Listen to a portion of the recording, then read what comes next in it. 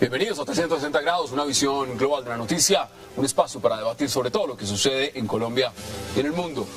Y hoy empezaremos hablando en 360 nuevamente de Egipto, donde el llamado a un viernes de furia por parte de los hermanos musulmanes provocó la muerte de más de 80 manifestantes en choques con la policía y el ejército. El Cairo sigue siendo el escenario de cruentas batallas entre seguidores del depuesto presidente Mohamed Morsi junto a partidarios de la hermandad musulmana, frente a tropas de la policía y militares que insisten en que abandonen las principales plazas o los desalojarán a sangre y fuego. La gran pregunta es si empezó una guerra civil en Egipto. Vamos a debatirlo esta noche en 360. Y también hablaremos de lo que serían esas filtraciones que se vienen presentando al interior de la Cancillería colombiana luego de una reunión de la Comisión Asesora de Relaciones Exteriores para definir qué estrategia se usaría ante Nicaragua. La canciller María Ángela Holguín habla de traición a la patria. El noticiero CMI reveló que el gobierno colombiano respondería que el fallo de La Haya es inaplicable. Y la conclusión de la reunión es que Colombia no desconocerá el fallo de La Haya, ni planteará conflicto con ese alto tribunal, pero mantendrá una férrea defensa de los derechos de nuestro país en el Caribe. El gobierno, por su parte, ha rechazado las filtraciones a la vez que sustenta que no hay nada definido. Y al final de la noche, en nuestro tercer bloque, hablaremos de lo que será la decisión del presidente de Ecuador, Rafael Correa, de dar luz verde para explorar y explotar petróleo en la Amazonía ecuatoriana a no conseguir apoyo internacional. La iniciativa Yasuní comprendía un proyecto para frenar la exploración y explotación petrolera de una zona de la Amazonía ecuatoriana, específicamente en un sector del Parque Nacional Yasuní. Pero al no recibir fondos, el presidente Correa anunció: necesitamos los recursos naturales para superar la pobreza. Debemos buscar petróleo, so pena de destruir el llamado pulmón del mundo. Debate hoy en 360 si fracasó o no esa propuesta del presidente Rafael Correa. Y no se muevan, que ya en segundos le damos la bienvenida a nuestros invitados para este viernes de Agenda Internacional.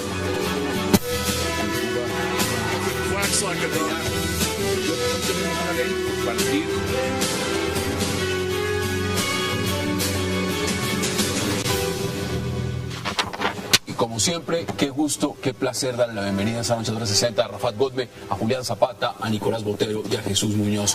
Señor, qué gusto tenerlos esta noche de viernes para hacer Agenda Internacional. Buenas noches, muchas gracias. Bueno, vamos a empezar el menú con Egipto. Rafat, la gran pregunta, quiero empezar, ayer estuvimos aquí con Víctor de Correa, con Marcos Pekel, haciendo un análisis de la situación. Es un gran conocedor del tema. ¿Estamos a puertas de una guerra civil? ¿Eso es lo que está pasando en Egipto? Bien, digamos que la hipótesis no es descabellada. Y de ahí a que se convierta en una probabilidad lógica, estamos bastante cerca. Yo pienso que estamos ante dos alternativas, o dos hipótesis más bien. La primera de ellas es muy probable que la hermandad musulmana vuelva al periodo de clandestinidad a la que estaba acostumbrado durante las últimas 8 décadas. Digamos que durante el periodo de la monarquía, antes de los 50, brutalmente reprimidos, encarcelados, torturados, etc. Y después, cuando vino el gobierno o la era militar, a partir del 53, 60 años de gobierno militar en Egipto, se mantuvieron en esa misma situación, la clandestinidad.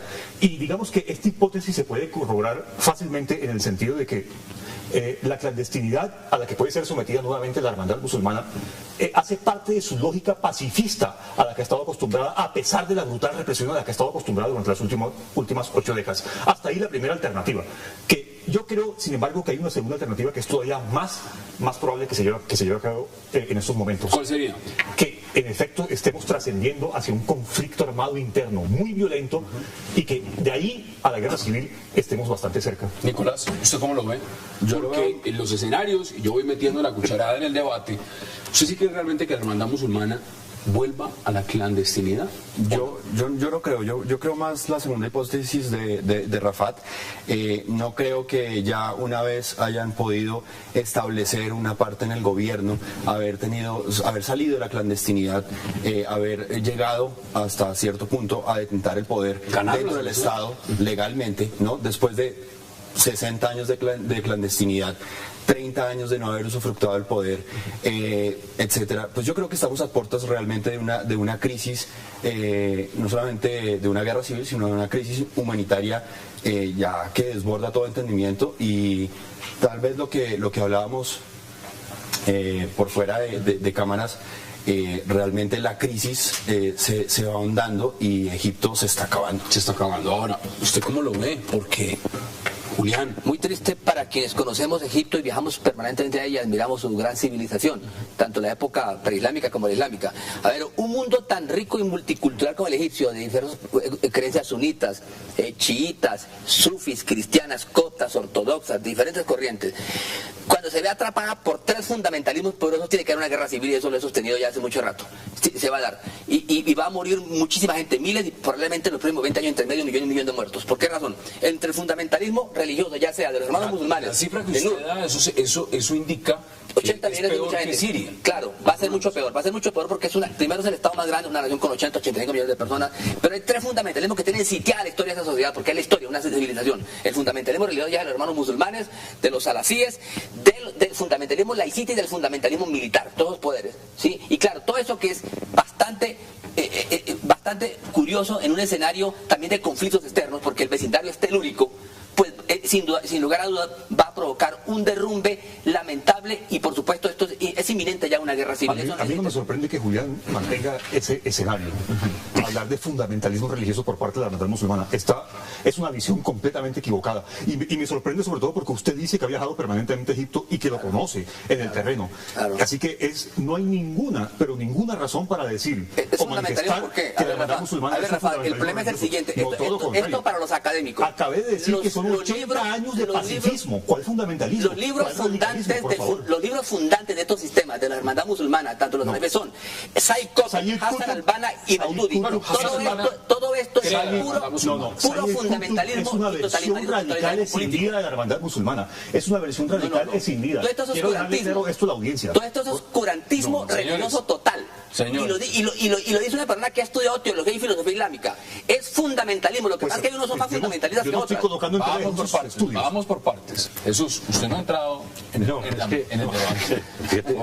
Casi tenemos la guerra de Egipto en el set, ¿no? Pero bueno. La pregunta era muy simple. ¿Guerra civil en Egipto lo ve usted? No, vamos a ver, esto vamos a darle un poquito de más atrás, pongámosle distancia, y el escenario empieza a ser realmente, a mí me parece monstruoso y macabro, ¿no?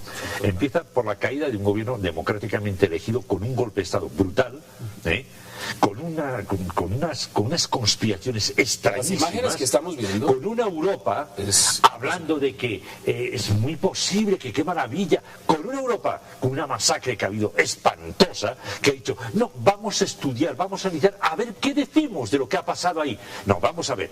A mí esto me huele a la mano de Inglaterra, de Francia, de Alemania y de Estados Unidos. O sea, y no hay más. Y ellos son los que están, los hermanos estos musulmanes que dices tú, eso no pintan nada. O sea, ahí no pinta. Yo no creo, yo personalmente no me lo creo. Rafa, o sea, no. En ningún sentido estamos ante una guerra civil. En caso de que esté una guerra civil, sería una guerra civil de carácter sectario. Aquí lo que estamos simplemente es ante una lucha por la concentración del poder. Digamos que desde el 3 de julio que se llevó a cabo el golpe de Estado, el grupo, el Consejo Militar Supremo, en las siglas en inglés es el SCAF, que llevaba 60 años en el poder, no iba a dejar desplazarse de la forma como lo estaba haciendo Mohamed Morsi. Recordemos el decreto de noviembre del año pasado, que fue un decreto en el cual él concentra tanto poder, porque era la única... Se blinda. Sí, porque era la única manera de llevar a cabo la transición tal y como se había reivindicado en enero y febrero de 2011, que es como se derrumba Mubarak. Segundo, Cuando Mursi llega al poder, él somete a referéndum una constitución no islamista que había sido aprobada por una asamblea constitucional antes de que él llegara al poder. Y por tanto, él somete a referéndum una constitución que no era estrictamente islamista. No era estrictamente islamista, pero hay que decirlo. Es decir, ese parlamento y en esas legislativas, la mayoría era islamista. Ganó la hermandad musulmana y ganaron los salafistas con al-Nur. Ahora, una de las preguntas que yo les quiero ir planteando en este momento es la siguiente. Una de las cosas, y usted lo ha dicho, usted sí cree en el fundamentalismo religioso, pero no solamente religioso en un segmento, en un sector. Usted cree que aquí hay fundamentalismo. La gran pregunta... ¿Por qué a ver, toca un tema fundamental? Es que el asunto no es inmediatista de ver únicamente los fenómenos militares de los últimos 60, 70, 80 años o el colonialismo. El problema es que en los últimos 20, 30 años, algunos sectores, algunas sectas religiosas se tomaron los centros académicos de los grandes centros de investigación y las grandes universidades y colegios y madrasas. ¿Cuáles son sus bases para plantear que la hermandad musulmana es un grupo salafista radical? Está completamente equivocado. No es equivocado. Usted lo está confundiendo con el Yemá Islamilla, lo está confundiendo con el partido del Nur. Totalitarista y fascista de la historia. Le estoy dando argumentos para decir que todo plantean que primero hay que establecer un Estado islámico y luego educar la sociedad. Lo único que tiene de radical es totalitarismo, como se mira. Permíteme un momento, Hassan. Permíteme un momento. Lo único que tiene de radical o de fundamentalista en este momento la hermandad musulmana es que ha dicho públicamente que no va a dejar las calles hasta que no se restituya la legitimidad y que está dispuesta a morir en las calles. Que regrese Mursi. No, es otra cosa distinta. Es que es lo que está pasando. No hay ningún radicalismo religioso. La legitimidad que se puede dar en estos momentos es la concentración, como Rafat ahora lo decía, del poder. ¿Sobre quién está en este momento el poder? Sobre las fuerzas militares, ¿sí? Sobre unas fuerzas militares que están haciendo una represión social Seamos realistas. Llega a nacer a través de un golpe militar, años 52, 53. Inmediatamente viene Sadat, viene Mubarak, ya sabemos la historia. Y en este momento llega Mohamed Mursi a través de un proceso electoral que gane limpiamente. Pero una cosa es tumbar al dictador, otra cosa es desmantelar la dictadura. La dictadura ha seguido funcionando. Los militares no han abandonado el poder. Total. Y han soltado la estructura de concentración económica. Se fue Mubarak, pero los militares siguen concentrando todo. ¿Es así o no? Tienen la concentración económica de ahora, ¿quién ha mantenido el 40 o el 50% de las... Yo creo que hay un tema que es muy importante. Normalmente en estos países, cuando se dan guerras civiles, entran grupos con unos índices económicos muy claros, y que yo te invierto a ti y el otro le invierte al otro, y los dos están en medio. Sus 1.300 millones de dólares manda a los Estados Unidos anualmente a Egipto. Pero anualmente a los militares. ¿A quién? A los militares. A los militares que tienen la concentración muy claro del poder en este momento. Que hay un bando que recibe una ayuda económica, militar, muy sustanciosa, y vuelvo y lo repito. Pues claro. ¿Quién es el que tiene el interés? Es el aspecto internacional del Pero es que está íntima, Rafat, no es un conflicto local, pero no es local. Yo quiero que miremos la estructura política interna de Egipto. Ver el gobierno de los hermanos musulmanes ahí, a 100 metros de mi casa, eso ha sido el susto padre en esa Europa. Yo no lo creo. Esa es la razón por la cual la dictadura se va a mantener por un tiempo más todavía. Porque Estados Unidos, con su ridícula y patética ambigüedad en el discurso de la democratización, pero al mismo tiempo de sus intereses con respecto a la región y el conflicto palestino-israelí, eso es un tema que seguramente tú vas a tocar en la bloque internacional. Pero yo quiero volver al tema interno, Jesús. El golpe de Estado que se llevó a cabo el 3 de julio último estuvo planeado desde que Mursi llegó al poder. Clausura la Asamblea Constitucional. Cierran el bajo parlamento, o sea, el que estaba conformado por mayoría islamista, entre ellos el partido del Nur y buena parte de la hermandad musulmana. Luego le bloquean todas las iniciativas para recuperar la economía. Luego hostigan contra el decreto de noviembre en el cual concentra el poder, que era un decreto que estaba destinado a llevar a cabo la transición. Así que no hay ninguna duda de que este golpe estaba destinado a no dejarse desplazar del poder por parte de la hermandad musulmana. Así de sencillo. Y en segundo lugar, Hassan, para concluir, yo me encuentro en un punto medio que es muy difícil de llegar a una conclusión en torno a las dos hipótesis. ¿Por qué no es posible que estalle la guerra civil? ¿Por qué no es posible que todavía sea una probabilidad lógica, a pesar de que es bastante probable, repito? Porque la hermandad musulmana hasta ahora ha decidido mantenerse pacíficamente, ha decidido salir a las calles. Es más, hoy estuve escuchando y leyendo prensa árabe, Nile News, por ejemplo, el principal noticiero de Egipto, diciendo que la hermandad musulmana convocó una semana seguida de manifestaciones pacíficas. Y que están dispuestos a dejarse matar en las calles. Aquí hay que mirar el escenario, tengo que ir a una pausa, pero se les olvida a muchos que los que están matando son militares, están asesinando a islamistas. Es decir, no es a la inversa. No es al revés. Y se han decidido mantener pacíficamente. No es a la inversa. Son Hay que ver. Ahora, vamos a la pausa y ya regresamos porque quiero preguntarte sobre varias cosas antes de que cambiemos de tema. Vamos a la pausa en 360 y ya regresamos.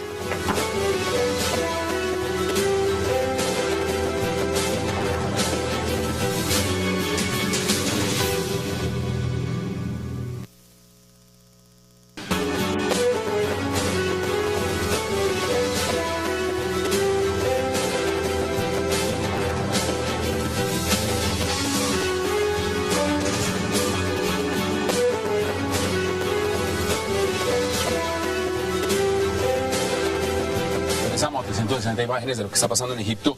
Señores, vamos a empezar a redondear este tema. Nicolás, hay un contexto internacional, nos podríamos demorar 1 hora, 2 horas debatiéndolo, y mucho más debatiéndolo. Pero quiero que empecemos a ver la coyuntura y es la siguiente. Si hay o no una guerra civil, estamos a puertas de saber. Lo que sí sabemos en este momento es que están masacrando a la población. Totalmente. Y lo están masacrando las fuerzas militares. Eso es innegable. Siria está atravesando por una circunstancia muy similar y la comunidad internacional no está haciendo nada. ¿Usted cree que va a hacer la comunidad internacional aquí? Brevemente, para que empecemos a concluir ese tema. Pues si realmente se logra que el Consejo de Seguridad se reúna y tome decisiones en pro de la población y en pro de parar el derramamiento de sangre, yo lo que creo en realidad es que se deben tomar no medidas eminentemente militares, sino unas medidas que realmente restablezcan el orden, la reconciliación, que le den los deberes, los derechos y las garantías que el pueblo está pidiendo en esta parte Pero eso sería decir a la hermandad musulmana, les devolvemos a Mursi. Pues es que ganaron legítimamente, y ¿por qué no van a restablecer el proyecto político que Mursi estaba llevando a cabo? Porque el grupo militar que está en este momento en el poder, que tiene la concentración económica de Egipto en su gran mayoría, pues va a detentar el poder hasta cuando el general al-Sisi decida reclutar a los jóvenes para llevar de nuevo a un nuevo amanecer a Egipto. ¿Cómo se explica que en Occidente, y cuando hablo de Occidente hablo del hemisferio occidental, el continente americano, Europa y lo demás, se esté pensando y se esté hablando y se esté vendiendo la idea de que estos militares que están asesinando islamistas, ciudadanos egipcios, son los buenos? Son los buenos, ellos son los buenos. Y los malos son los islamistas que están saliendo a protestar, que ganaron limpiamente las elecciones y que están tratando legalmente, así a Occidente no le guste, de llevar las riendas de su país. ¿Cómo se explica eso, Julián? Mire, la mayoría será siempre la fuerza, pero nunca la verdad, decía Vargas Vila, uno de los pensadores más grandes que ha tenido la patria. Y esto, mire, esto hay que ordenarle a Vargas Vila, ahora con los conflictos que tenemos, sobre todo esas grandes horas ante los bárbaros y los Césares de la decadencia. Pero un dato interesante sobre ellos. Póngalo. Para los televidentes, ¿quién funda el Cairo? Los chiitas ismailíes, una rama distinta del chiismo que vemos en Irán. ¿Quién funda la Universidad del Aqsa? Los chiitas ismailíes, una rama mística y filosófica. Resulta que en el gobierno de Mursi masacran a los chiitas en Gaza, y los salafíes y los hermanos musulmanes se guardan silencio. Entonces, hay barbarismo. Usted ha demostrado que ignora completamente la historia del Islam en Egipto. Hay barbarismo y salafismo. Escúchame, déjame terminar, Rafa, porque tú tienes la costumbre de intervenir y de terminar las ideas. Escúchame bien. Yo te respeto y me respeta, por favor. Yo no he intervenido. Una cosa clara. Usted está embaucando la hermandad musulmana omitió y guardó silencio sobre la masacre de chiitas en Gaza. ¿Y qué pasa aquí? Hay barbarismo y fanatismo por acción y por omisión. El fanatismo de los hermanos musulmanes es por omisión, el de los salafíes por acción. Es la diferencia entre los dos. Los dos son fanáticos y no le sirven a ese pueblo. Ahora, el problema entonces es la opción. No, tampoco. Por eso hay guerra civil, porque ninguno de ellos es la opción. Porque la opción para Julián es que se expanda la revolución islámica de Irán, Egipto, no, porque ese no es el problema. El problema es que es un pueblo multicultural y multirreligioso que debe resolver ese conflicto en el marco del diálogo entre civilizaciones. Julián, usted puso sin diálogo, porque ni por encima el Corán, ni la Biblia, ni la Torá. Usted puso un elemento. Plano sin diferencia y desigualdades. Y usted empezó a hablar de chiitas y sunitas. Vamos por hablar de la historia. Nos alargamos todo el tema. Hace 1000 años. En esta medida, sabemos claramente y entendemos claramente que Mohamed Mursi es sunita. Mohamed Mursi además estuvo en la Franja de Gaza y le está reclamando justamente esa visita a la Franja de Gaza y el hecho de que de alguna u otra forma se haya tenido solidaridad con el pueblo de Gaza. ¿Usted cree que ese elemento es atentar de alguna forma contra el pueblo chiita, sunita, no. El tema parece un tema mundial, que está por encima de las religiones y la ideología, es otra cosa distinta. Y la verdad es que los palestinos son famosos independientes de ideología. Lo que estamos hablando aquí es que no existió nunca primavera árabe, eso fue una farsa montada por Estados Unidos, Clinton y Estados Unidos para atacar a otros pueblos musulmanes. Eso fue una farsa y fracasó, y como fracasó tumbaron a Mursi porque Mursi no se embarcó en otras guerras. Claro. Esto, de acuerdo con eso. Es decir, La primera sacrificada fue la mujer en esa revolución. No existió revolución primavera árabe. Es una gran farsa mundial la primavera árabe. Aquí definitivamente lo único que me queda por decir de lo que ha dicho Julián es que teoría de conspiración. Y en ese sentido ya sí me alejo completamente, ahí sí no hay nada que discutir. Sin embargo, yo quiero volver a un punto. En primer lugar, la Hermandad Musulmana es un partido islamista, es un movimiento político islamista liberal o moderado. Quiero aclararle una cosa a la audiencia, Hassan, si nos permites, en varios segundos. En la historia del Islam en Egipto, la historia reciente, estoy hablando del siglo XX y XXI, hay 3 tipos de movimientos islámicos. 1, los islamistas moderados. 2, los grupos salafíes radicales que no usan la violencia terrorista. Y 3, los grupos salafíes radicales que usan la violencia terrorista, tipo Al-Qaeda o Yemá Islamiyya, entre otros que operan en Egipto. Así que no hay, de ninguna manera podemos incluir a la Hermandad Musulmana como un grupo salafí. Salafismo es simplemente una versión islamista que busca la vuelta al Islam puro, literal, depurado de los valores occidentales. ¿Usted ve entonces al Sisi quedándose en el poder, reencarnando una figura como la de Hosni Mubarak? ¿Usted lo ve quedándose ahí por mucho tiempo? Y además, ya se le iba a preguntar a usted también, financiado por los Estados Unidos, financiado por la Comunidad Europea. Yo les suelo decir a mis estudiantes en varios escenarios que lo que está ocurriendo, las relaciones de poder verdaderas en Egipto se circunscriben en una categoría que yo denomino neo-mubaraquismo.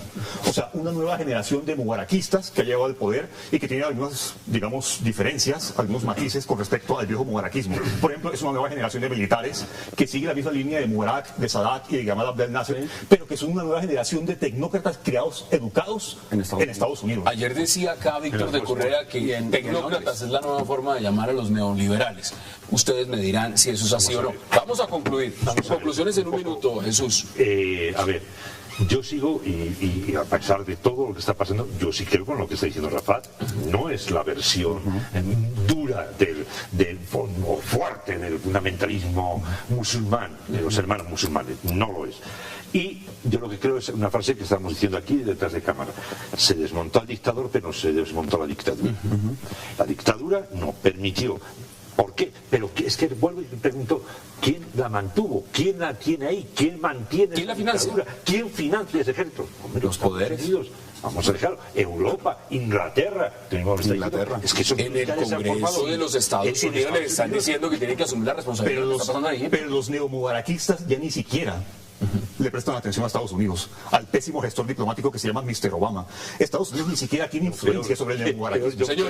Señores, tengo que cambiar de tema. Hemos abordado Egipto y nos quedan, por supuesto, 2 temas más. Yo voy a hacer un cambio. Vamos a pasar del Magreb, vamos a pasar de África y nos vamos a venir a América Latina. Porque ¿qué sucede? En América Latina, en Colombia específicamente, todos sabemos el litigio que está teniendo, que es la situación difícil diplomática entre Colombia y Nicaragua a través del fallo de la Haya. Ahora, la canciller María Ángela Holguín de Colombia ha dicho en una manera muy clara y en sus propias palabras que cualquier filtración sería traición a la patria. Pero veamos declaraciones de la canciller María Ángela Holguín. Una asesora quiere el bien del país y mire, no alcanza a pasar ni 24 horas y todo ya está en los medios. Estas son declaraciones, lo que vamos a ver exactamente qué dice. Es completamente increíble que no hagan nada sin que en 2 minutos lo sepan los medios de comunicación. No le están haciendo daño al gobierno, le están haciendo daño al país. Vamos a ver lo mismo 2 veces y es lo siguiente. En el caso de lo que es la Comisión Asesora de Relaciones Exteriores de Colombia, pues se ha planteado, se ha discutido lo que sería esa defensa de Colombia frente al fallo de la Haya. ¿Pero desde cuándo? Bueno, eso no lo sabemos, usted me lo dirá. No, desde hace 2 o 3 días que se reunieron. Algunos dicen que menos, que hace algunas horas, después de que habló Daniel Ortega. En todo caso, les hago la pregunta, usted conoce muy bien el tema, usted ha escrito además y han planteado informes. Nicolás, ¿es traición a la patria esas filtraciones? ¿O el tema de fondo es que aquí no hay política exterior y aquí lo que hay es un gran fiasco en la materia de defender los intereses de Colombia en el exterior. ¿Usted cómo lo ve? Pues como realmente un fracaso de la política exterior colombiana, como una falta de comunicación entre la Comisión Asesora de Relaciones Exteriores y la Comisión de Relaciones Internacionales del Congreso de la República, en donde nunca han tenido una comunicación directa y estable, en donde de una u otra forma la sociedad colombiana necesita saber qué fue lo que pasó con esos 75.000 kilómetros cuadrados que están en un litigio, si se perdieron, si realmente no se perdieron, si Colombia tiene la soberanía de eso o no la tiene. También hace unos días recordaba algunos de los programas que habíamos tenido con 360 y realmente aquí está en vilo es la soberanía del Estado y la política frente a la soberanía, pero una soberanía y las relaciones exteriores del Estado. Pero entonces, una soberanía, perdón lo interrumpo, sin afán, con prudencia han dicho, que hay que actuar sin afán. Yo le pregunto a usted, el tema acá, el problema es que se haya filtrado información de cómo Colombia piensa actuar, pues que en realidad Colombia no ha actuado. Sencillamente, Nicaragua ya va por un canal, va por una exploración petrolera, ya ha firmado todo tipo de acuerdos, ha hecho legislación, va por la plataforma continental de y nosotros acá estamos todavía preocupados por una filtración. A ver, a mí lo que me parece es que no sé, es que haya una filtración, ojalá haya miles de filtraciones, millones de filtraciones. Eso ha sido bueno. A mí me parece como dicen en España, de mucha caradura. Fuimos respetuosos mientras estuvieron en La Haya. Fuimos respetuosos con la información, no supimos nunca qué hicieron ayer, qué fiascos hicieron para acabar en lo que acabó todo. Y ahora le salta la sensibilidad del secretismo y de la información. Y claro, ya empiezan a señalar a los compañeros de la prensa, ¿no? Es que eso es una traición a la patria. Mire, señora canciller, eso se llama libertad de información. Y ustedes desinformaron constantemente. Ahora les vamos a vigilar constantemente. Y me parece muy bien que la prensa y los informadores colombianos estén muy pendientes de cada paso que vayan a dar ellos. Que diga la comisión, milimétricamente, de lo que diga la comisión, cuándo se reúnen, en qué momento se reúnen, pero constantemente. ¿Qué dicen ustedes al respecto, Julián? Le doy la palabra. Es un tema, después de México somos la nación que más ha perdido tierras, ¿sí? con todas las naciones vecinas, es decir, nos han pintado la cara a todos. Eso demuestra, y claro, pero ¿por qué este conflicto? Hemos tenido tantas guerras civiles internas, tantos conflictos que nos da miedo al exterior, y por eso perdemos cualquier conflicto. Muy poco verdad, y eso es que tenemos grandes juristas, pero nuestro santanderismo nos hace cometer errores. Estoy de acuerdo con López Miquelsen cuando decía que un gran país, una gran potencia no negocia sus territorios, ¿sí? Aquí los entregamos. López Miquelsen fue el que entregó este territorio. Está en el informe de Nicaragua en la página de la Corte Internacional de Justicia. López Miquelsen. Lo cierto es que esta diplomacia en los micrófonos nos hace muy pocos favores. Los presidentes, nuestros expresidentes dan cada uno por su lado, echándose en culpas y con cartas. No, esto no funciona, no hay política de Estado para manejar nuestro territorio. Hay que despertar un nacionalismo sano y hay que convocar un referéndum para defender nuestro territorio. Yo le hago una pregunta, Rafael. ¿Esto es un tema de filtraciones, de traiciones a la patria, o esto es un tema de incompetencia real, que en este momento uno se sienta y es dice, una falta de política exterior? ¿qué es lo que han hecho? Acá hay política exterior, yo se lo pregunto. Un interés nacional definido. En realidad ocurren las dos cosas que usted plantea, Hassan. Traición a la patria e incompetencia. Pero por traición a la patria hay que incluir a la mismísima señora Holguín. Y bueno, la señora Holguín ha seguido toda una tradición familiar, Carlos Holguín, Jorge Holguín, todos sus bisabuelos, abuelos, que han sido representantes del Servicio Exterior colombiano y de la Cancillería, que han entregado los monjes a Venezuela, que le entregaron parte de Panamá en 1903 a Estados Unidos, bueno, la separación. Todo esto tiene una tradición familiar de los Holguín, ciertamente. Y la señora Holguín, que es una pésima, una muy mala canciller, bueno, desafortunadamente para Colombia, aunque ella no es la única culpable de lo que está pasando, ella seguramente, y aquí voy a seguir un poco a Julián con sus teorías de la conspiración, aunque creo que no lo es muy altamente probable que la propia Holguín haya sido la que haya filtrado esta información, porque quiere abonar, quiere preparar el terreno para, digamos, llevar a cabo una medida diplomática un poco más sensata y recuperar un poco. Ya vamos a mirar de qué se trata esas filtraciones, vamos a la pausa en 360 y seguimos hablando, por supuesto, de esas filtraciones y lo que sería el caso Snowden en Colombia prácticamente. Ya regresamos.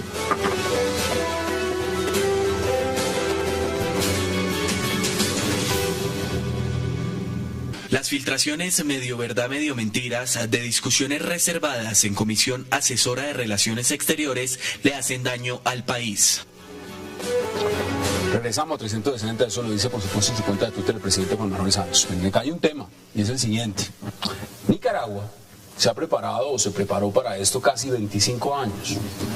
Y Colombia se enteró de todo lo que estaba haciendo Nicaragua. Sabía qué iba a pedir, cuándo lo iba a pedir, cuándo nos iba a demandar.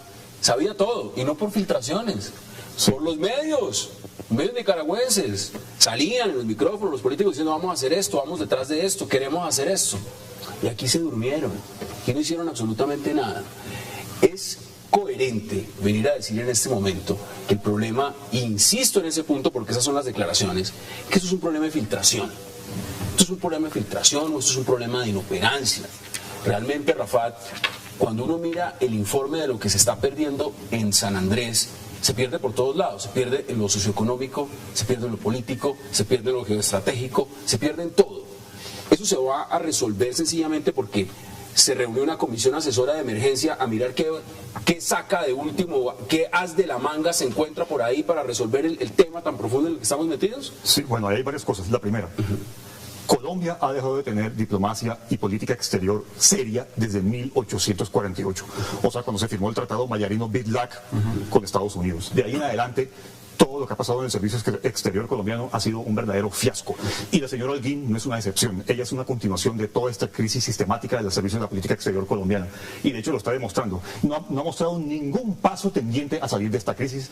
Segundo, yo hice un informe junto con el profesor Manfred Grauthoff en el cual hicimos un cálculo económico y político acerca de cuánto se perdería si Colombia acata el fallo de la Corte. Económicamente, el valor monetario del archipiélago y de los 75.000 kilómetros que se podrían ceder a San Andrés equivale más o menos a unos 2.000 millones de dólares anuales.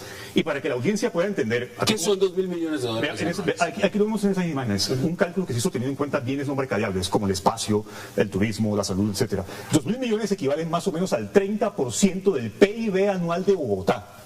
Y para que se tenga una mayor dimensión, 2.000 millones de dólares anuales, que es lo que equivale a los 75.000 kilómetros cuadrados, equivale al 50% del PIB anual de un país como Uruguay, de un país. Se lo voy a hacer comparativo con el tema anterior. Los Estados Unidos le dan 1.300 millones de dólares a Egipto en ayuda.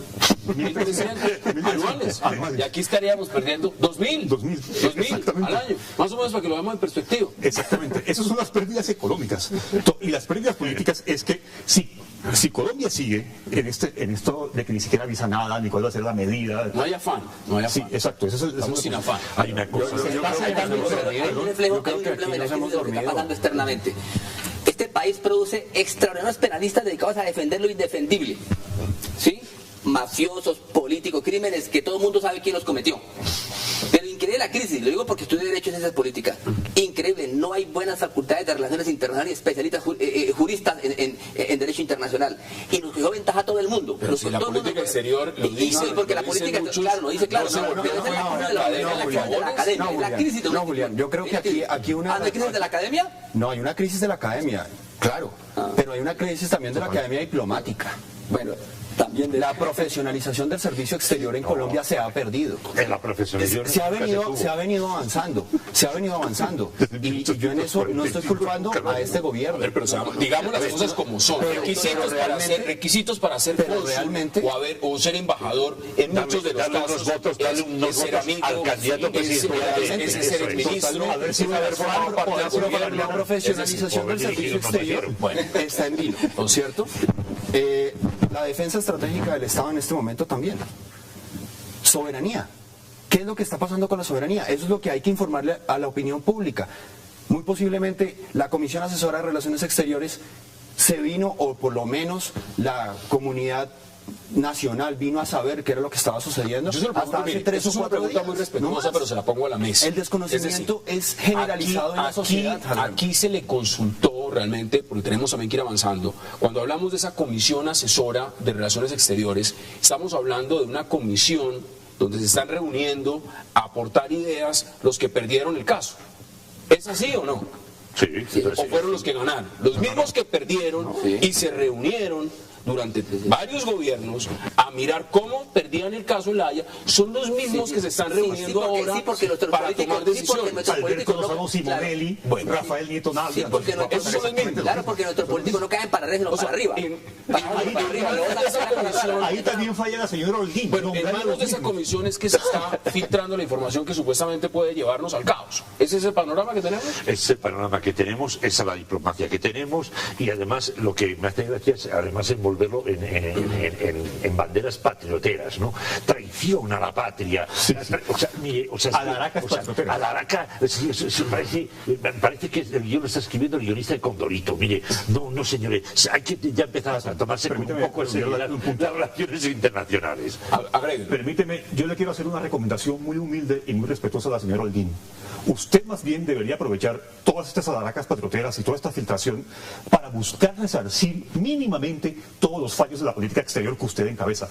La mejor alternativa que tiene, señor Holguín, por favor, es que desacaten el fallo públicamente. Y que pero el gobierno ya ha dicho que no lo va a hacer. Mire, el gobierno es la mejor alternativa que tiene. El gobierno ha dicho, no desacatamos. El fallo no se puede desacatar. Pero es la mejor alternativa que tiene. 27 países del mundo han desacatado fallos de la Corte Internacional de Justicia, incluyendo países del tercer mundo, y que ha pasado nada. Así que Colombia debería asumir una posición realista. Por ejemplo, enviar todas las fragatas del Meridiano 82 y sentar un hecho consumado. Pero así si los nicaragüenses ya están comprando buques rusos de última tecnología y nosotros estamos pensando apenas si vamos a repotenciar. Y el señor Pinzón, el ministro de Defensa, sigue diciendo que la Armada está en el Meridiano 82. Y ya se hizo sísmica. Tiene que hacerse. Denme sus conclusiones en 25 segundos. Nicolás, ¿usted cómo ve este escenario? Un desconocimiento generalizado por parte de la población colombiana. No se sabe realmente qué es lo que está pasando con los 75.000 kilómetros cuadrados.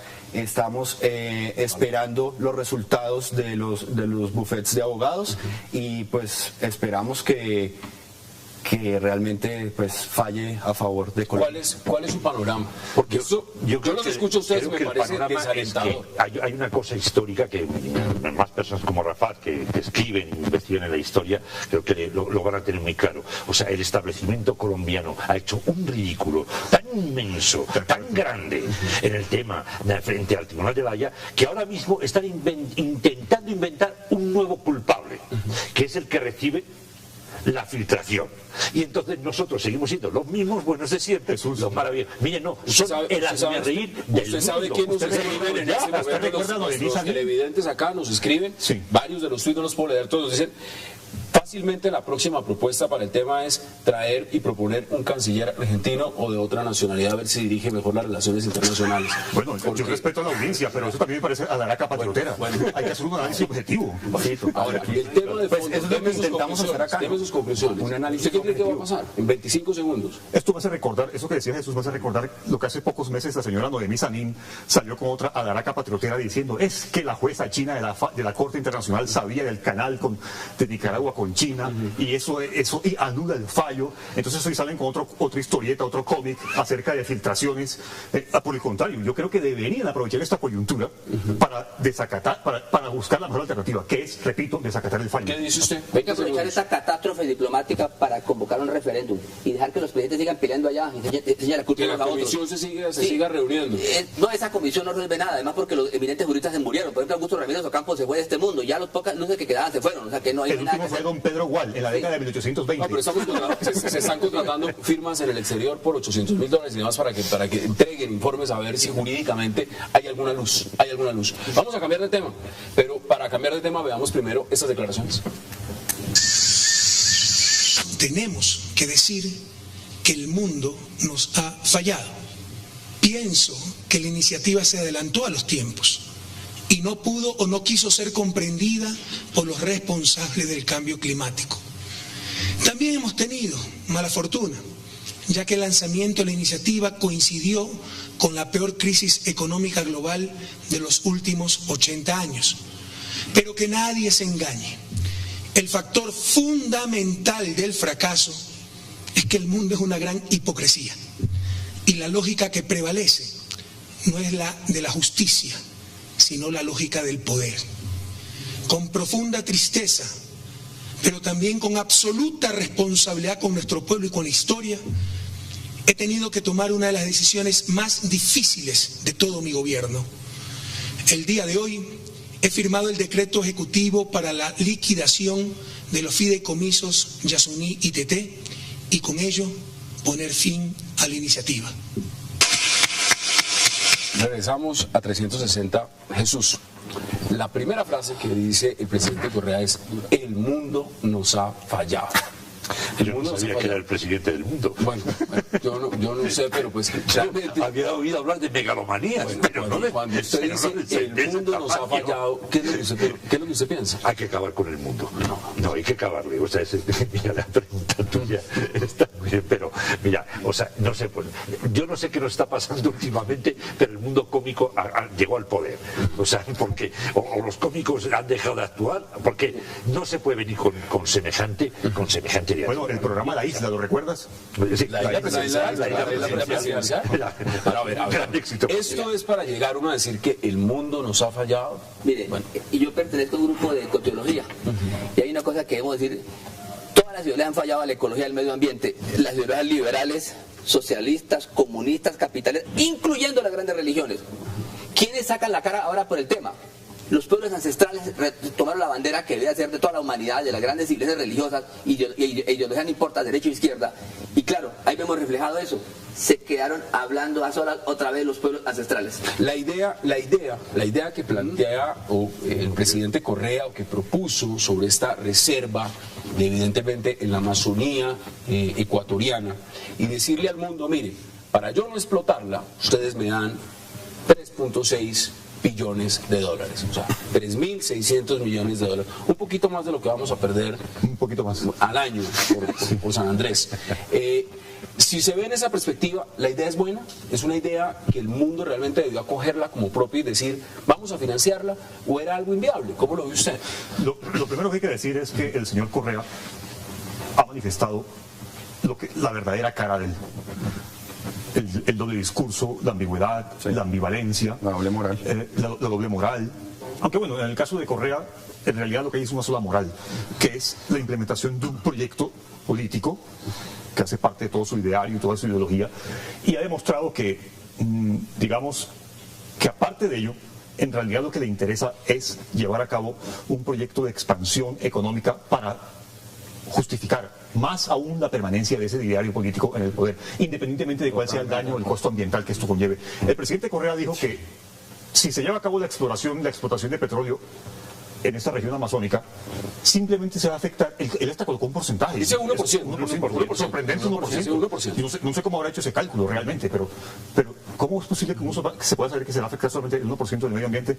Sin embargo, Hassan, para concluir esta parte, yo rescato algo de lo que dijo el presidente Correa con respecto a que el mundo le ha fallado. Es cierto, en parte es cierto, porque el mundo le prometió entregarle esa cantidad, 3.600 millones de dólares, a cambio de que no afectara el medio ambiente. Pero al mismo tiempo, las sociedades occidentales industrializadas hacen todo lo contrario para... No, pues China, para desarrollarse. Estados Unidos. Ahora, si vamos a hablar de incumplimiento, pues pensemos en Haití y ya me cuentan. Vamos a la pausa y ya regresamos en 360 para seguir hablando de la propuesta del presidente Rafael Correa Yasuní y lo que esto significa en Ecuador. Ya regresamos.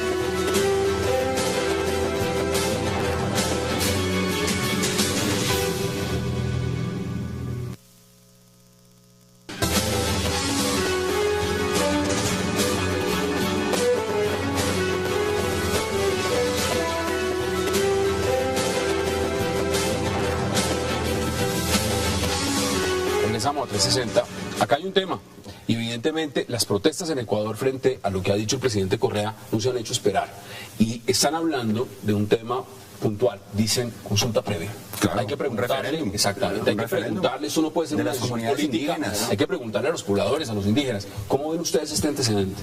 Pues de acuerdo a lo que apuntaba hace unos momentos Rafat, pues la doble moral de Rafael Correa está saliendo realmente a flote. Y es la doble moral realmente para utilizar los recursos económicos de estas exploraciones y estas explotaciones de petróleo y posiblemente de gas, si hay y gas, al mismo tiempo un discurso incluyente e indigenista. Claro, para seguir detentando el poder, para quedarse ahí y pues si él está hablando de poder, pues es porque realmente quiere el poder. Ya lleva 3 gobiernos, que, o sea, quisiera más. Pero es un hombre también que hay que decirlo. La posición de víctima de Correa en este momento ya no puede ser la posición de víctima de América Latina. En Ecuador. Y es una posición de que el mundo nos ha traicionado, nosotros somos los buenos del paseo, pero realmente seguimos en lo mismo. Correa sigue un planteamiento que se los quiero preguntar de una vez. Y es una pregunta que muchos se han puesto a debatir, y es: ¿la Amazonía a quién le pertenece? La Amazonía es de los países que son dueños de esa extensión territorial, o la Amazonía es mundial. ¿De quién es la Amazonía? Y que administrar es otra cosa. Sí, el dueño es la humanidad. Ahora, hay unos países que bueno, ya pregúntenle a China si el Tíbet es de la humanidad. Ahora es una zona de reserva de biosfera, lo que no puedes hacer es construir de soberanía de cada uno de los estados. Tú no puedes hacer construir un discurso diciendo: miren, es que al otro lado están los malos y yo soy muy bueno y me toca hacer esto, me tengo que sacrificar. Mire, las crisis que hay ahora mismo en el mundo, o sea, en todos los países que podían ayudarle o que tienen más conciencia ecológica y que pueden aportarle, está en una situación que escasamente pueden pagar una cama en un hospital. España, Francia, Alemania, o sea, da igual, Italia, o sea, Estados Unidos. Pero por Dios, los que más contaminan son China, Estados Unidos. ¿Qué ocurre? ¿Qué está ocurriendo? ¿Qué protocolo ambiental ha firmado Estados Unidos? Ninguno. Mira, estamos buscando cómo fertilizar Marte. Lo que hablo es decir, hombre, bien lo que me estás comentando, pero no me digas que la salida económica de Ecuador es esa. No. Es que eso es lo que no me vale. Que tengas intereses por esa explotación petrolera, eso, ese argumento te a menos de que sea una hiperinflación que todo el mundo desconoce. A ver, claro, el manejo que le están dando, ustedes plantean elementos, ustedes dicen, aquí no sencillamente es un tema de si es económicamente viable, sino también una retórica política. Sí, acá hay un discurso, acá hay otras intenciones. ¿Cómo lo ve usted? Bueno, hay un problema que tienen estas ideologías asistencialistas y de corte socialista, es que es demasiado costoso sostener todo ese aparato. Y eso necesita recursos, y eso no lo van a dar las potencias. Las potencias están conspirando, todos están conspirando. Están ahí enterrados. Y están ahí. Entonces tienen que desenterrar y revolcar el mundo, tienen que revolcar el oro, la plata, el platino. De hecho, mientras están pensando en fertilizar Marte, están volviendo un desierto y Marte la Tierra. Una locura. Esto es un manicomio, realmente algo no anda bien en este planeta Tierra, y todos somos responsables. Y todas las ideologías y religiones. Lo curioso es que los únicos que tienen la bandera real de eso son los pueblos indígenas, los pueblos ancestrales. Se quedaron solos, hablando solas. Es lo más triste. Correa tiene una sola moral: el discurso soberanista y el discurso de la recuperación de la dignidad de Ecuador frente a las grandes potencias. Así que, Jesús, en ese sentido habría que rescatar algo de la retórica del señor Correa. A ver, pero Ecuador por los indicadores, Ecuador por la popularidad del presidente, Ecuador por lo que dicen los propios ecuatorianos, así por supuesto existen los que no quieren al presidente Rafael Correa. Ecuador va sobre ruedas, están diciendo todos, sí, va sobre ruedas. Ahora, el tema fundamental acá es un tema también que es ético, y es: ¿qué hacemos con la Amazonía? ¿Qué hacemos? ¿La explotamos o no la explotamos? Y si la explotamos, ¿es a qué costo? El tema es lo que pasa, ético, pero una ética política. Porque hay que recordar que en las últimas 2 o 3 décadas en Ecuador la población indígena ha tumbado gobiernos. Sí. Así que el presidente Correa tiene que calcular muy racionalmente, muy fríamente, cómo va a tratar. ¿Usted cree que se lleve adelante el tema de este referendo, de esta manera como de refrendar o no la voluntad popular de lo que quiera el pueblo ecuatoriano hacer con este pacto? ¿Usted se refiere a una convocatoria de referéndum por el propio presidente? Sí. ¿No lo ve? ¿O por la Asamblea? No, por la Asamblea. Por la Asamblea. Bueno, la Asamblea es mayoritaria del presidente de Alianza País. Entonces, yo no creo que... O sea, es posible que no lo convoquen, pero si lo convocan sería una completa ridiculez. Es como el caso de Malvinas con Inglaterra. Convocamos un referéndum para que vote la población de Malvinas, siendo que la mayoría de la población de las Malvinas es inglesa. Entonces, lo mismo ocurre con Ecuador. Convocamos un referéndum siendo que Correa tiene mayorías. Por lo tanto, va a ganar. Así la retórica... Quedan menos de 1 minuto y medio. Conclusiones. Sí, hay un tema que a mí me preocupa, y es que se convierta ahora que el malo de la Amazonía puede ser Rafael Correa. Eso también me preocupa. Hay que tener cuidado con estos discursos. ¿Por qué? Porque mientras la Amazonía en Brasil, Ecuador, tal, ha sido devastada, Colombia, Perú, la han devastado. O sea, si ahora van a hacer una intervención para extracción de petróleo, ahora el malo de toda la Amazonía va a ser Correa. Hay que tener mucho cuidado. Eso habría que mirar muy bien el caso brasileño, y se lo plantea muy bien. Que le garantice el 1%. O sea, Brasil acabó con la Amazonía y fueron los primeros. Y, por ejemplo, las grandes extensiones ganaderas de Brasil, el 70% de la ganadería es de McDonald's. El proyecto más grande de Brasil de petróleo está en aguas en plataforma continental. Bueno, para allá va el señor Ortega. Va para allá va. Señores, se nos ha acabado el tiempo. Como siempre, un verdadero placer. Rafat Godme, gracias por aceptar la invitación. Julián Zapata, gracias también. Por supuesto, Jesús Muñoz y Nicolás Botero. Gracias por aceptarla. A ustedes, gracias también por acompañarnos. Recuerden, tenemos repetición de ahora en adelante a las 11:30 de la noche para que vean esta emisión, los que no pudieron verla a esta hora habitual. Y nos vemos el lunes para seguir debatiendo toda la agenda política de Colombia y del mundo. Hasta una próxima oportunidad.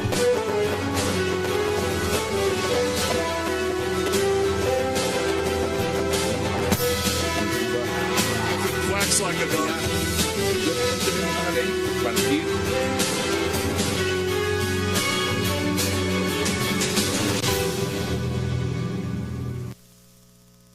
Explorar y explotar petróleo en la Amazonía ecuatoriana a no conseguir apoyo internacional. La iniciativa Yasuní comprendía un proyecto para frenar la exploración y explotación petrolera de una zona de la Amazonía ecuatoriana, específicamente en un sector del Parque Nacional Yasuní. Pero al no recibir fondos, el presidente Correa anunció: necesitamos los recursos naturales para superar la pobreza. Debemos buscar petróleo, so pena de destruir el llamado pulmón del mundo. Debate hoy en 360 si fracasó o no esa propuesta del presidente Rafael Correa. Y no se muevan, que ya en segundos le damos la bienvenida a nuestros invitados para este viernes de Agenda Internacional.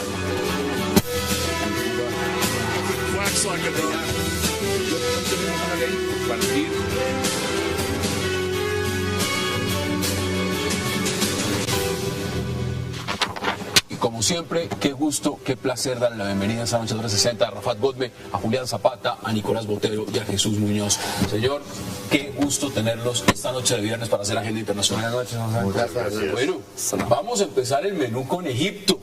Rafat, la gran pregunta, quiero empezar, ayer estuvimos aquí con Víctor de Correa, con Marcos Pekel, haciendo un análisis de la situación. Es un gran conocedor del tema. ¿Estamos a puertas de una guerra civil? ¿Eso es lo que está pasando en Egipto? Bien, digamos que la hipótesis no es descabellada. Y de ahí a que se convierta en una probabilidad lógica, estamos bastante cerca. Yo pienso que estamos ante dos alternativas, o dos hipótesis más bien. La primera de ellas es muy probable que la hermandad musulmana vuelva al periodo de clandestinidad a la que estaba acostumbrado durante las últimas 8 décadas. Digamos que durante el periodo de la monarquía, antes de los 50... Lo que pasa es que hay unos son más fundamentalistas que otros. Yo no estoy colocando en estudios. Vamos por partes. Jesús, usted no ha entrado en el debate. Casi tenemos la guerra de Egipto y la pregunta era muy simple. ¿Guerra civil en Egipto lo ve usted? No, vamos a ver, esto vamos a darle un poquito de más atrás, pongámosle distancia, y el escenario empieza a ser realmente, a mí me parece monstruoso y macabro, ¿no? Empieza por la caída de un gobierno democráticamente elegido con un golpe de Estado brutal, con unas conspiraciones extrañísimas, las imágenes que estamos viendo, con una Europa hablando de que es muy posible, que qué maravilla, con una Europa con una masacre que ha habido espantosa, que ha dicho, no, vamos a estudiar, vamos a analizar, a ver qué decimos de lo que ha pasado ahí. No, vamos a ver. A mí esto me huele a la mano de Inglaterra, de Francia, de Alemania y de Estados Unidos. O sea, y no hay más. Y ellos son los que están, los hermanos estos musulmanes que dices tú, eso no pinta nada. O sea, ahí no pinta nada. Yo no creo, yo personalmente no me lo creo. Rafa, o sea, no. En ningún sentido estamos ante una guerra civil. En caso de que esté una guerra civil, sería una guerra civil de carácter sectario. Aquí lo que estamos simplemente es ante una lucha por la concentración del poder. Digamos que desde el 3 de julio que se llevó a cabo el golpe de Estado, el grupo, el Consejo Militar Supremo, en las siglas en inglés es el SCAF, que llevaba 60 años en el poder, no iba a dejar desplazarse de la forma como lo estaba haciendo Mohamed Morsi. Recordemos el decreto de noviembre del año pasado, que fue un decreto en el cual él concentra tanto poder, porque era la única... Se blinda. Sí, porque era la única manera de llevar a cabo la transición tal y como se había reivindicado en enero y febrero de 2011, que es como se derrumba Mubarak. Segundo, cuando Morsi llega al poder, él somete a referéndum una constitución no islamista que había sido aprobada por una asamblea constitucional. Tanto la época preislámica como la islámica. A ver, un mundo tan rico y multicultural como el egipcio, de diversas creencias sunitas, chiitas, sufis, cristianas, coptas, ortodoxas, diferentes corrientes. Cuando se ve atrapada por tres fundamentalismos poderosos, tiene que haber una guerra civil, y eso lo he sostenido ya hace mucho rato. se va a dar. Y va a morir muchísima gente, miles, y probablemente en los próximos 20 años entre medio millón y un millón de muertos. ¿Por qué razón? Entre el fundamentalismo religioso, ya sea de los hermanos musulmanes... La cifra que usted da, eso indica... 80 millones de mucha gente. Siria. Claro, va a ser mucho peor. Va a ser mucho peor porque primero es el Estado más grande, una nación con 80, 85 millones de personas. Pero hay tres fundamentalismos que tienen sitiada la historia de esa sociedad, porque es la historia, una civilización. El fundamentalismo religioso ya de los hermanos musulmanes, de los salafíes, del fundamentalismo laicita y del fundamentalismo militar, todos los poderes. ¿Sí? Y claro, todo eso que es bastante curioso en un escenario también de conflictos externos, porque el vecindario es telúrico, pues sin lugar a dudas va a provocar un derrumbe lamentable y por supuesto esto es inminente ya una guerra civil. A mí no me sorprende que Julián mantenga ese escenario. Hablar de fundamentalismo religioso por parte de la hermandad musulmana es una visión completamente equivocada y me sorprende sobre todo porque usted dice que ha viajado permanentemente a Egipto y que lo conoce en el terreno. Claro. Así que no hay ninguna razón para decir o manifestar que la hermandad musulmana es un Rafa, el problema es el siguiente, esto para los académicos. Acabé de decir que son 80 años de pacifismo. ¿Cuál fundamentalismo? Los libros fundantes de estos sistemas, de la hermandad musulmana, tanto los árabes son Sayyid Qutb, Hassan al-Banna y Maududi. Todo esto es puro fundamentalismo. Es una versión radical escindida de la hermandad musulmana. Es una versión radical escindida. Quiero dejarle claro esto a la audiencia. Todo esto es oscurantismo religioso total. Y lo dice una persona que ha estudiado teología y filosofía islámica. Es fundamentalismo. Wax like a dog.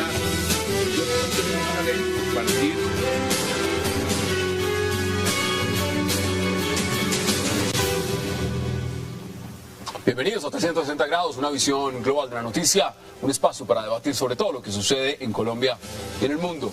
Y hoy empezaremos hablando en 360 nuevamente de Egipto, donde el llamado a un viernes de furia por parte de los hermanos musulmanes provocó la muerte de más de 80 manifestantes en choques con la policía y el ejército.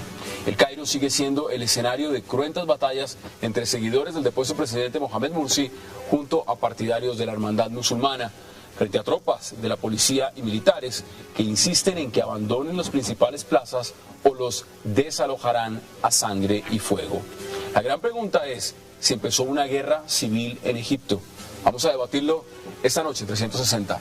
Y también hablaremos de lo que serían esas filtraciones que se vienen presentando al interior de la Cancillería colombiana luego de una reunión de la Comisión Asesora de Relaciones Exteriores para definir qué estrategia se usaría ante Nicaragua.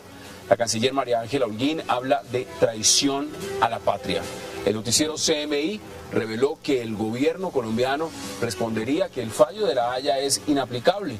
Y la conclusión de la reunión es que Colombia no desconocerá el fallo de La Haya, ni planteará conflicto con ese alto tribunal, pero mantendrá una férrea defensa de los derechos de nuestro país en el Caribe. El gobierno, por su parte, ha rechazado las filtraciones a la vez que sustenta que no hay nada definido. Y al final de la noche, en nuestro tercer bloque, hablaremos de lo que será la decisión del presidente de Ecuador, Rafael Correa, de dar luz verde para brutalmente reprimidos, encarcelados, torturados, etcétera. Y después, cuando vino el gobierno o la era militar a partir del 53, 60 años de gobierno militar en Egipto, se mantuvieron en esa misma situación, la clandestinidad. Y digamos que esta hipótesis se puede corroborar fácilmente en el sentido de que la clandestinidad a la que puede ser sometida nuevamente la hermandad musulmana hace parte de su lógica pacifista a la que ha estado acostumbrada, a pesar de la brutal represión a la que ha estado acostumbrada durante las últimas 8 décadas. Hasta ahí la primera alternativa, que yo creo, sin embargo, que hay una segunda alternativa que es todavía más probable que se lleve a cabo en estos momentos. ¿Cuál sería? Que en efecto estemos trascendiendo hacia un conflicto armado interno muy violento y que de ahí a la guerra civil estemos bastante cerca. Nicolás, ¿usted cómo lo ve? Porque en los escenarios, yo voy metiendo la cucharada en el debate, ¿usted sí cree realmente que la hermandad musulmana vuelva a la clandestinidad? Yo no creo, yo creo más la segunda hipótesis de Rafat. No creo que ya una vez hayan podido establecer una parte en el gobierno, haber salido de la clandestinidad, haber llegado hasta cierto punto a detentar el poder dentro del Estado legalmente, ¿no? Después de 60 años de clandestinidad, 30 años de no haber usufructuado el poder, etcétera. Pues yo creo que estamos a puertas realmente de una crisis, no solamente de una guerra civil, sino de una crisis humanitaria ya que desborda todo entendimiento, y tal vez lo que hablábamos por fuera de cámaras, realmente la crisis se va ahondando y Egipto se está acabando. Se está acabando. Ahora, ¿usted cómo lo ve? Porque, Julián... Muy triste para quienes conocemos Egipto y viajamos permanentemente allá y admiramos su gran civilización.